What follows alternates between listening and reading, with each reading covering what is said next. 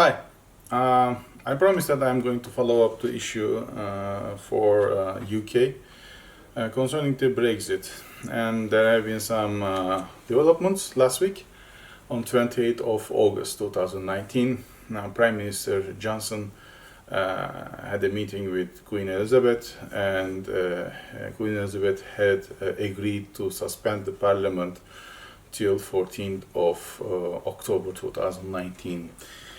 This is very important for the Brexit issue because since the parliament is going to be closed, now there's a lot of question marks how these debates will continue, despite the fact that Number 10 have already declared that there will be a lot of time for Parliament to discuss the Brexit. There are a lot of question marks what he means by that.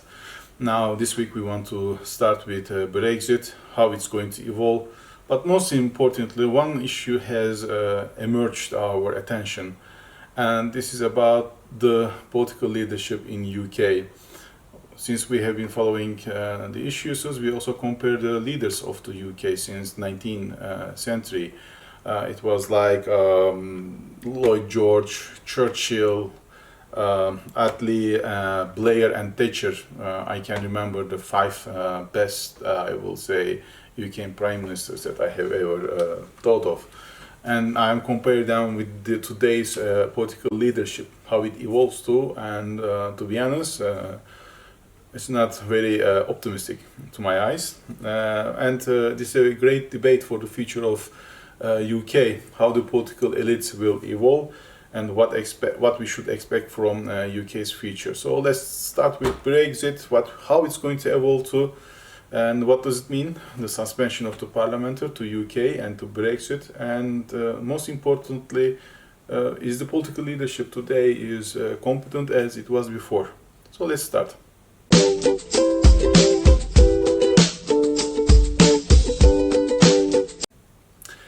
So on 28th of August, Queen Elizabeth has granted Prime Minister Johnson to suspend the parliament until 14th of October evening. So what does it mean? Basically, the parliament is not going to work, and there will be no decision made by the parliament. However, still the parliament has the ability to, I will say, go for no confidence vote for Johnson. If this will happen, which I think it is very much unlikely at this moment due to some reasons now I'm going to talk about later, Prime Minister Johnson might take an early election after 31st of October, which means that the Brexit will take place without any deal.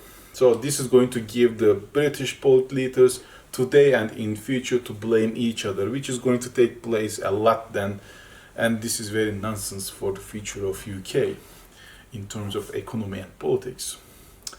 But let's take our attention to now, I will say, the UK opposition parties, what they are supposed to be doing at this moment. They are supposed to be come together, consolidate their power, and set a plan on the table in order to challenge how they are going to, tackle Prime Minister Johnson. But there is no plan, there is no leadership. I mean, the Labour Party, which is the majority in these opposition parties, the Corbyn, the leader, has been asking that they should be going for no confidence vote, which almost all the opposition parties agree in the parliament. However, he insists that he should be the leader of this group at the moment, which a minority within his party, including majority of the opposition parties, disagree. They don't want. They want a consensus in the parliament that another leader should take the leadership of this new temporary government in future. Since they cannot decide which direction they should be leaving to or going to, they cannot even commence the no confidence vote against Prime Minister Johnson. Even they start with, if Prime Minister Johnson will take the early elections following after 31st of October, which is the Brexit date, then this also becomes a nonsense attempt to go with. So really opposition parties have no idea what they are going to do. They cannot come together, they cannot agree about the action plan, but they want the same thing. If once this Brexit will take place, it will take place with an agreement. It's always better than with no agreement. I do agree with this intention, but I do not agree that they are not doing anything else. They are doing everything within their own groups, but they cannot agree with the other groups. Politics is a compromise. Once you start compromising of some issues, it's eventually that the other parties will start to do the same, but no one wants to blink an eye on that issue. That's why the UK political leadership will fail in this regard unless one of them will come forward and start blink an eye. But what we are now seeing that this will not happen quickly. So if this doesn't happen quickly, what will happen? 15th of October, the Parliament will resume the work. Now, as usual, it's expected that Johnson is now has asked the Queen to suspend the Parliament because he is going to, or he thinks that it is going to force the opposition party leaders to stand behind him, and he is going to consolidate the power of the UK political leadership or elites, and will go to EU bloc and say, look, now we are all together, we are in the one ship, one board, I am the leader, and I am asking you to let's negotiate this once more. Once I am looking at two things, first, this will not happen because of Prime Minister Johnson's language, and he never intends to, I will say, consolidate the power. He tries to dictate this. As I said, at this moment, what is lacking in UK's politics is compromise. There is no compromise from any party. And since it doesn't take place, I do not believe that, or we do not believe that this consolidation of political elites or power against EU bloc as one body will not take place. I'm saying this again, unless this takes place, the Brexit or hard Brexit will take place. But his plan, as far as we guess, is like I said, he wants to consolidate the political leaders behind him, and through this consolidation of power, he will go to EU bloc and he will sit in front of them and say, now let's talk about this. Now the issue that why EU bloc has to negotiate this. I mean, EU bloc, even it discusses this issue, they have to also bring this plan before the other members, and they have to ask their endorsement about this. So if one of them will not endorse this plan, it will also not take place. So I don't believe that EU bloc leadership, which is now a new leadership, will not take this risk. They will go with the old plan, which they have already agreed with previous Prime Minister May, and they will say either you take this or not, but this is out of question. Now, since EU bloc also has no intention or has no reason to renegotiate this plan, it is unlikely that we will see an agreement from now on. So our analysis leads us that Prime Minister Johnson is getting prepared for a new, I would say, an early election in 2020, most likely in November or December, before the new year, whatever it might be. And how this will happen, if this will happen, I mean early elections will happen, that will be hard Brexit. The economy will be really disturbed a lot. No investors or businessmen will be in either Europe or in UK or England, let's say, in that regard, will invest. The main reason is because England is a very big player in the bloc. Its exit from the bloc means a lot of change in terms of taxes and in terms of permits, and they want to see how these are going to be affected. Now, the goods from from island or to a continent, and from continent to island, it was before free. Now it's going to be with taxes, and what kind of taxes will be applied to, how they are going to reach these new, I will say, raw materials or markets, access to markets, what kind of transportation or logistic centers will be now available, how they are going to attract new businesses in either in Ireland or in the continent.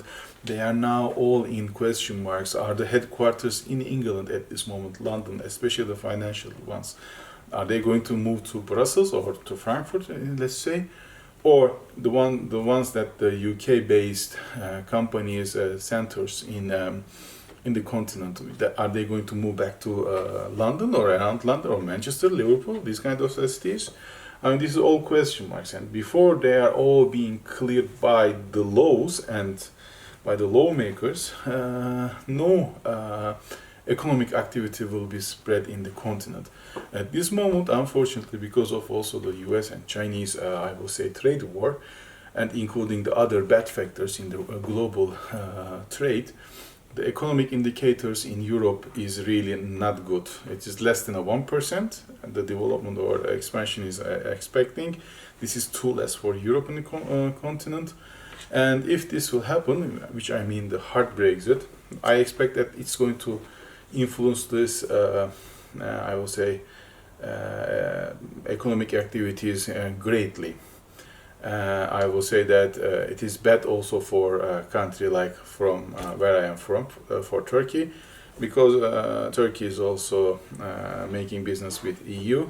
Since we are in NATO, half of our export goes to, I will say, European Union countries.